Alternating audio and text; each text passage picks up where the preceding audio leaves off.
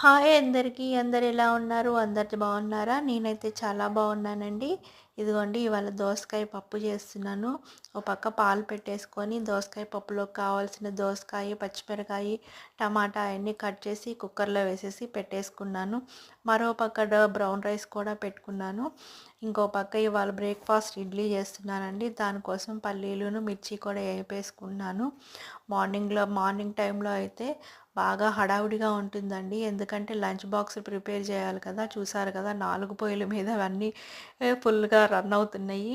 ఈ బ్రేక్‌లో కొంచెం కాఫీ తాగేస్తున్నాను. అలా బాల్కనీలో నుంచొని అలా కాఫీ తాగుతుంటే మొక్కల్ని చూస్తూ చాలా ప్రశాంతంగా ఉంటుంది కదా! ఎంతమందికి కాఫీ తాగే అలవాటు ఉందో కామెంట్ చేయండి. కొత్తగా చూస్తున్న వాళ్ళు సబ్స్క్రైబ్ చేసుకోండి, లైక్ చేయండి, షేర్ చేయండి, సపోర్ట్ చేయండి. ఇవి మా బాల్కనీలో పూసిన మందారాలండి. ఇంతే ఈ వీడియో. బాయ్.